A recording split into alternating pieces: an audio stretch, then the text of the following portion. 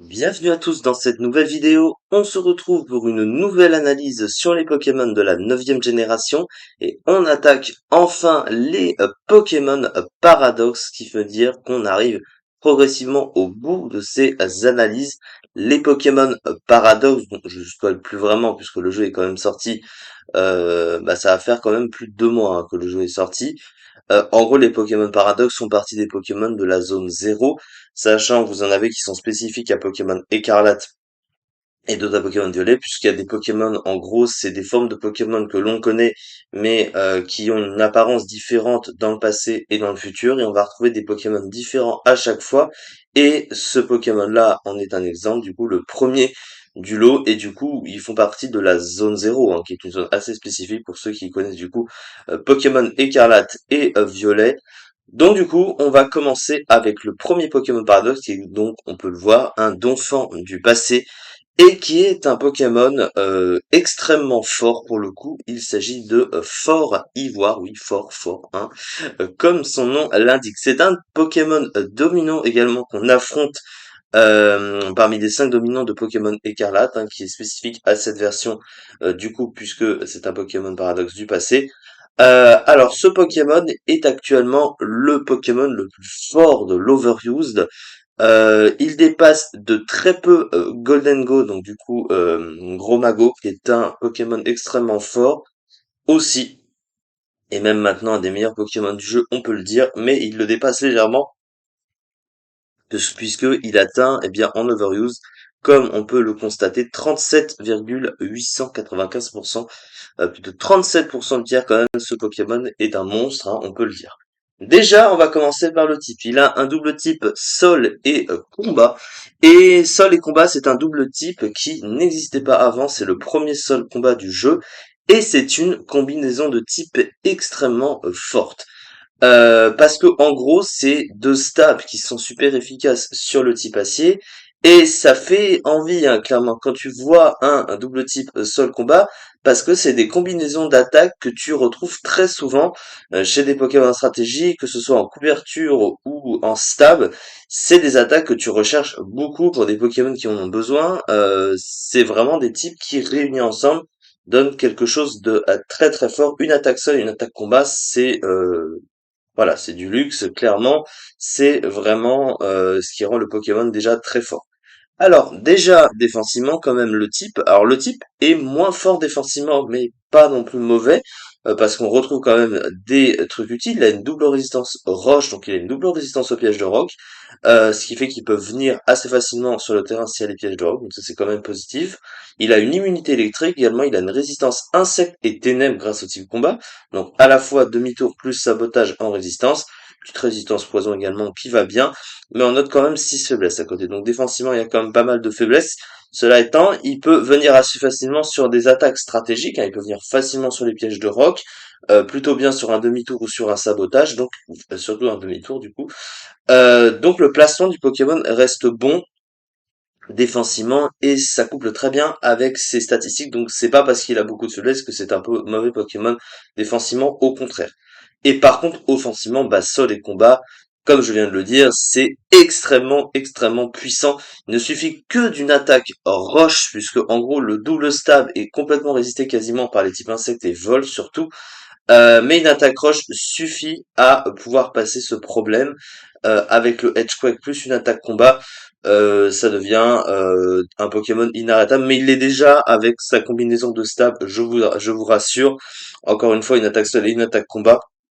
Dans un move pool, dans un set, et en plus sur des stabs, ça fait des dégâts monstrueux.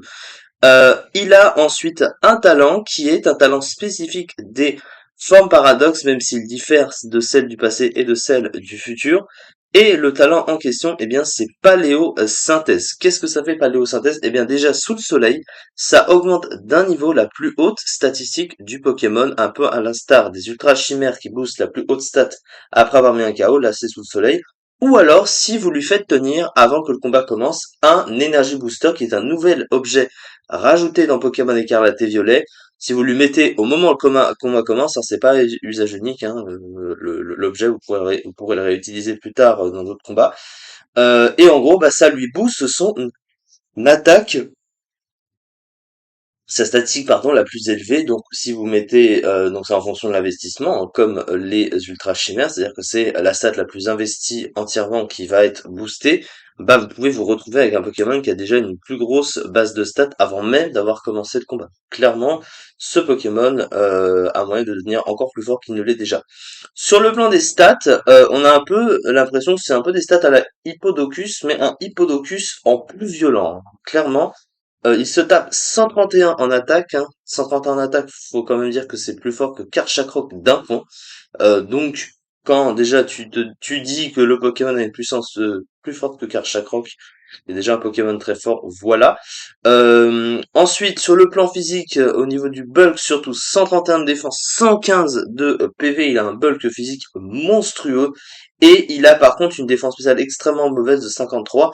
Mais comme il a une bonne base PV, donc on va dire que si tu l'investis, ou alors même si de toute façon ce Pokémon, tu vas plutôt le jouer soit défensif, soit en vitesse, hein, pour le faire bourriner, hein, parce que c'est globalement un gros bourrin, mais quand même son bulk se suffit à lui-même, hein, mine de rien.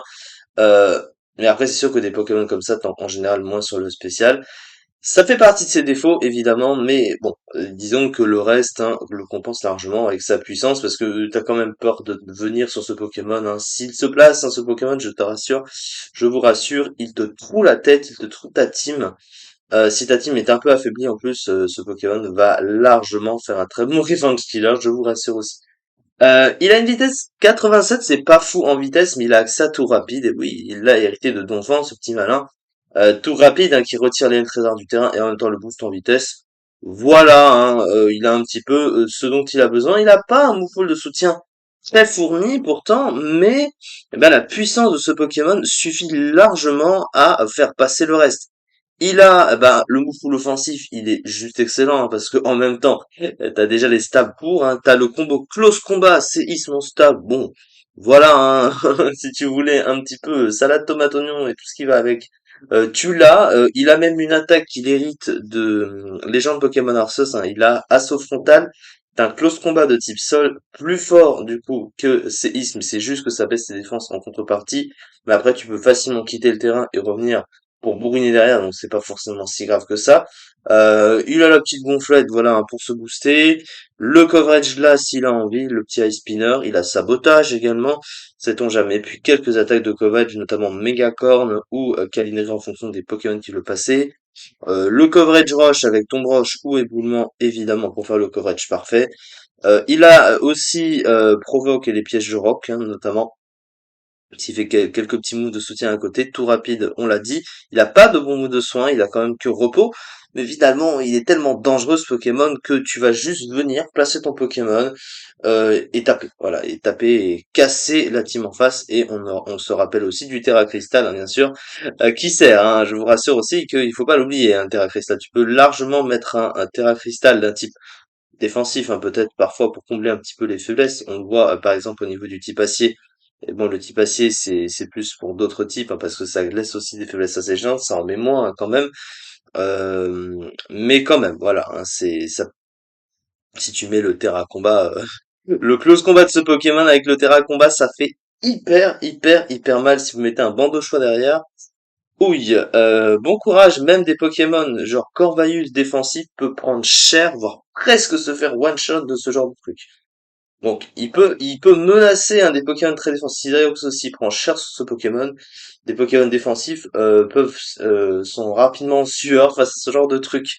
Heureusement, il n'est pas complètement inarrêtable parce que si tu l'empêches de se placer, c'est-à-dire que si t'as un Pokémon assez rapide qui peut venir sur ce truc, notamment sur un bon Pokémon qui tape sur le spécial, sur une de ses faiblesses qui tape assez fort, je pense que en général les types O, hein, un bon type O, un bon type fait assez bulky, ça peut détruire ce Pokémon. Mais si tu laisses se placer, s'il a l'occasion de se placer, il peut faire très mal à votre team, donc il mérite largement sa place actuellement de meilleur Pokémon de l'Overus, tellement il est dangereux et fort. T'as peur quand tu vois ce Pokémon dans une team, il te faut quelque chose pour le gérer, sinon tu sais que t'es un peu dans la sauce. Voilà du coup pour la première des formes Paradox. On se retrouve donc prochainement bien pour la suite des analyses sur les Pokémon de la 9e génération. On va faire le reste des Pokémon Paradox et aussi bien sûr les légendaires. Coraidon et Miraidon, ça évidemment. Merci beaucoup en tout cas de m'avoir suivi pour cette vidéo et on se retrouve très prochainement pour la suite.